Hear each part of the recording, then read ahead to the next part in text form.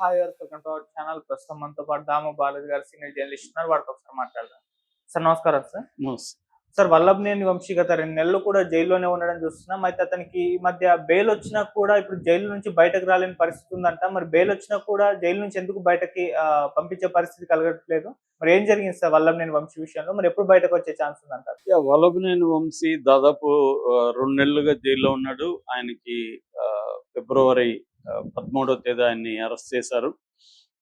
ప్రధానంగా ఆయన మీద ఉన్న కేసు ఏంటంటే Telugu Desam Mangalagiri head quarters office మీద దాడికి సంబంధించి వైసీపీ నాయకులు వల్లభనేని వంశీ అనుచరులు అక్కడ దాడి చేశారు. దాడి చేసిన తర్వాత అప్పుడు కేసు ఫైల్ చేశాడు ముదునూరి సత్యవర్ధన్ అనే అబ్బాయి. అతను అక్కడ పనిచేసే కంప్యూటర్ ఆపరేటర్గా ఉంటున్నాడు. సో ఆ తర్వాత ఏమైందంటే ఆ కేసులో ఇతన్ని అరెస్ట్ చేయలేదు నిజానికి. దాని తర్వాత వీళ్ళు తొందరపడి ముదునూరి సత్యవర్ధన్ని పట్టుకొని అసలు నేను ఆ రోజు లేను, అక్కడ లేను, ఎవరో పోలీసులు మా వాళ్ళు వచ్చి సంతకాలు పెట్టమంటే పెట్టాను, సాక్షి సంతకం పెట్టాను తప్ప నాకు తెలీదు అని అతని దగ్గర స్టేట్మెంట్ ఇప్పించారు. దాంతో వీళ్ళు ఏం చేశారంటే వాళ్ళ అన్నని పట్టుకొని మా తమ్ముడిని కిడ్నాప్ చేసి ఇలాగ స్టేట్మెంట్ ఇప్పించారు అని వార్త వైరల్ చేశారు.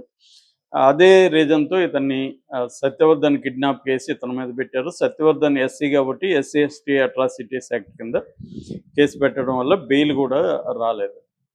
సో అయితే మామూలుగానే ఇప్పుడు కూటమి ప్రభుత్వం ఒక ప్లాన్, ఒక మెథడ్ ఇన్ మ్యాడ్నెస్ లాగా ఒక మెథడ్ని ఫాలో అవుతుంది. అదేంటంటే ఎవరి మీదైనా ఒక కేసు పెట్టినప్పుడు టకటకాని అనేక పోలీస్ స్టేషన్లో కేసులు పెట్టేయడం, ఒక కేసులో బెయిల్ వస్తే ఇంకొక కేసులో PT warrant, prisoner in transit warrant, ఆ ట్రాన్సిట్ వారెంట్ తీసుకొచ్చి కోర్టులో పెట్టడం, ఒక కేసులో జైలు నుంచి బయటికి రాగానే లేక రాకముందే ఇంకొక దాంట్లో కస్టడీలోకి తీసుకోవడం లేకపోతే రిమాండ్లోకి తీసుకోవడం అనేది ఒక మెథడ్ని, మోడస్ ఆపరెండిని తెలుగుదేశం కూటమి ప్రభుత్వం చేస్తూ ఉంది.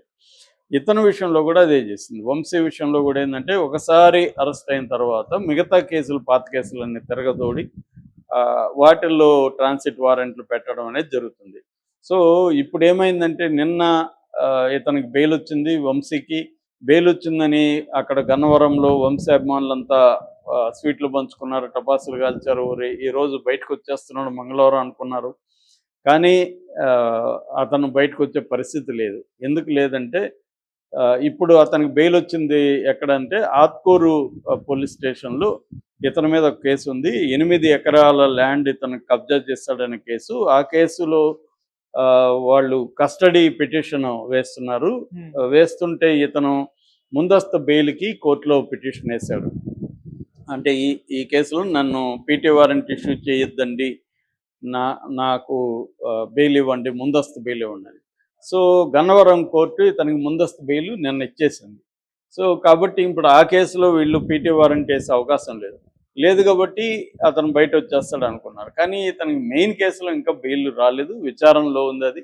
అది కూడా వచ్చేస్తే ఇతను బయటకు వచ్చే అవకాశం ఉంది. ఇప్పుడు వీళ్ళు మళ్ళీ ఏదన్నా పీటీ వారెంట్లు ఇవ్వకుండా ఉంటే, అంటే తెలుగుదేశం ప్రభుత్వం ఇంకా చాలే ఇతన్ని 2 నెలలు పెట్టాం జైల్లో అనుకుంటే ఇతనికి వచ్చే అవకాశం లేదంటే మాత్రం కోర్టుల దగ్గరే మళ్ళీ వెళ్ళిపోతుంది. ఇతను మళ్ళీ ఇంకొక కేసులో అతన్ని జైల్లో పెట్టే అవకాశం ఉంది. నాకు తెలిసి వల్లభనేని వంశీ కూడా 2 నెలలు ఉన్నాడంటే జైల్లో అతను ప్రిపేర్ అయిపోయి ఉంటాడు. 4-5 నెలలు ఉండాల్సి వచ్చినా ఉంటానని. కాకపోతే ఏంటంటే ఈ వల్లభనేని వంశీ కానీ, పోసాని కృష్ణమురళి కానీ మిగతా వాళ్ళ మీద కేసులు పెట్టి అరెస్టులు చేయడం, నిన్న కూడా అక్కడ కడప భాషని అరెస్ట్ చేశారు.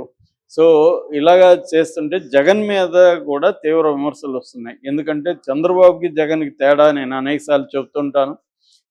చంద్రబాబుకి ఏంటంటే వ్యవస్థలని ఎలా మేనేజ్ చేయాలి, అది కూడా ఒక లాంగ్ టర్మ్ విజన్ అనేది ఉంటుంది. వ్యవస్థలకు తన మనుషుల్ని పంపించడం, న్యాయ వ్యవస్థలకు కానీ ఇతర ఇన్వెస్టిగేటివ్ ఏజెన్సీలకు కానీ తన మనుషుల్ని ఇన్ఫిల్ట్రేట్ చేసుకుంటా వెళ్ళి వాళ్ళు పై స్థాయికి వెళ్ళే విధంగా చూసుకోవడం. అంటే అన్ని వ్యవస్థల్లో తన మనుషుల్ని ఎలా పెట్టుకోవాలి అనేది ఒకటి. అలాగే తన కులాన్ని ఎట్లా తనకు స్ట్రాంగ్గా చేసుకోవాలంటే అది కూడా ముందు నుంచి కులంలో యాక్టివ్గా ఉన్న వాళ్ళని గ్రూమ్ చేసుకుంటూ రావడం. అట్లాగే మీడియాని బలంగా తీసుకుంటా రావడం, ఇలాగా చంద్రబాబు ఏంటంటే సపోర్టింగ్ సిస్టమ్స్ని బలంగా పెట్టుకోవడం వల్ల ఆయన ప్రతిపక్షంలో ఉన్నా కూడా ఒక బిగినింగ్లో 2 ఏళ్ల పాటు జగన్ని ముప్పు తిప్పలు పెట్టగలిగాడు. Jagan almost Jagan government function కానికుండా అడ్డుకోగలిగాడు. అనేక బిల్లుల్ని, అనేక డిసిషన్ని చివరికి ఏదైనా ఒక ఆఫీసు ట్రాన్స్ఫర్ చేయాలి, ఒక ఆఫీసు ఒక దగ్గర నుంచి ఇంకో దగ్గర పోవాలంటే కూడా దాని మీద కొన్ని వందల పబ్లిక్ లిటిగేషన్ పిటిషన్లు వేయించి కోర్టుల్లో తనకు అనుకూలంగా వచ్చే విధంగా చేసుకొని చేయగలిగాడు. అక్కడ జగన్ ఫెయిల్యూర్ ఈజీగా ఉంది. ఆ తర్వాత జగన్ కొంత నేర్చుకున్నాడు. కానీ ఇప్పటికి కూడా మనం కానీ చూస్తే తెలుగుదేశం ప్రతిపక్షంలో ఉన్నప్పుడు జగన్ తెలుగుదేశం వాళ్ళని అరెస్ట్ చేయడం కోసం కొంతమంది కేసులు పెట్టి అరెస్ట్ చేస్తున్నప్పుడు చంద్రబాబు కొంతమందిని గంటల్లో బయటికి తీసుకొచ్చేవాడు, కొంతమందిని రోజుల లోపల బయటికి తీసుకొచ్చేవాడు. ఒకవేళ కుదరినప్పుడు ప్రైవేట్ హాస్పిటల్లో వాళ్ళని పెట్టించగలిగేవాడు, వాళ్ళకి అన్ని జరిగే విధంగా చూసుకోగలిగేవాడు. మనం ఫర్ ఎగ్జాంపుల్ మనకి రఘురామకృష్ణరాజు విషయంలో కావచ్చు, తర్వాత అచ్చెన్నాయుడు విషయంలో కావచ్చు, ఇంకా చాలా కేసులు ఉన్నాయి.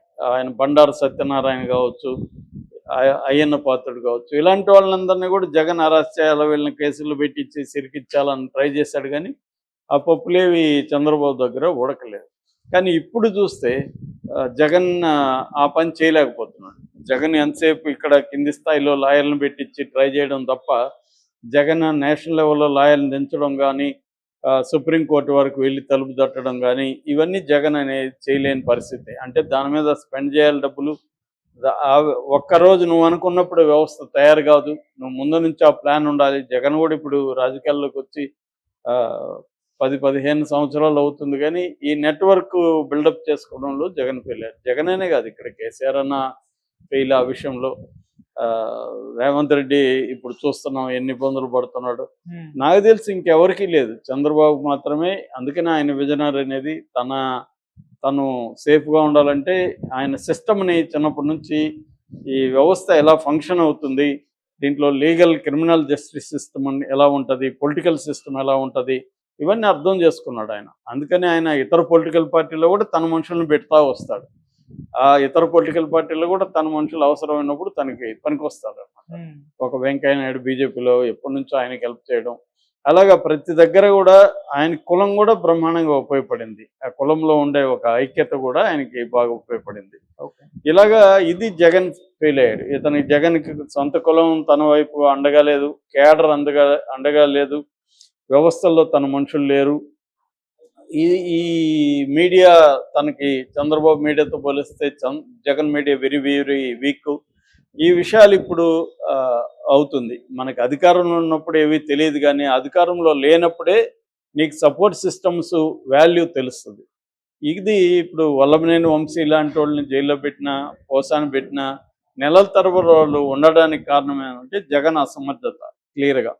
ఎందుకంటే ఏ ప్రభుత్వాలైనా ఇలాగే అరెస్ట్ చేస్తాయి, దీంట్లో కొత్త విషయం లేదు. చంద్రబాబు ప్రభుత్వం జగన్ చేసిన హరాస్మెంట్ కంటే ఒక 50% ఎక్కువ చేయడానికే ట్రై చేస్తుంది. మళ్ళీ జగన్ వస్తే మళ్ళీ చేస్తాడు. అతనేమి నీతివంతుడు కాదు, లేకపోతే వీళ్ళేమి నీతివంతులు కాదు. ఎవరైనా ఇక్కడ ఇవాళ ఉన్న రాజకీయ మోడల్లో ఏంటంటే ప్రతిపక్షాలని చంపేసి పొలిటికల్గా తాము నిలబడాలా, లేకపోతే తాము ఎదగాలనేది ఇవాళ మోడల్. అది బీజేపీ అయినా అదే చేస్తుంది, కాంగ్రెస్ అయినా అదే చేస్తుంది. కాంగ్రెస్ రాష్ట్రాల్లో ఇప్పుడు ఇక్కడ బీజేపీ అవినీతికి, లేకపోతే బీజేపీ ఇట్లా ఇన్వెస్టిగేటివ్ ఏజెన్సీలని దుర్వినియోగం చేయడం పట్ల కాంగ్రెస్ నేషనల్ వైడ్గా పోరాడుతుంది. ఇక్కడేమో చూస్తే బీజేపీ కంటే ఘోరంగా రేవంత్ రెడ్డి బిహేవ్ చేస్తాడు. దాన్ని మళ్ళీ కంట్రోల్ చేయరు రాహుల్ గాంధీ. ఇదే హిపోక్రసీ అని టైటిల్ పెట్టి చేస్తున్నారు. కాబట్టి ఇవాళ ఒక రాజకీయ నాయకుడు ప్రతిపక్షంలో ఉన్నా కూడా నిలబడాలంటే అతను సపోర్ట్ సిస్టమ్స్ని డెవలప్ చేసుకోవాలి లాంగ్ టర్మ్. మినిమం అది జగన్ ఆ విషయంలో ఫెయిల్ అయినారు. దాని ఫలితం ఇప్పుడు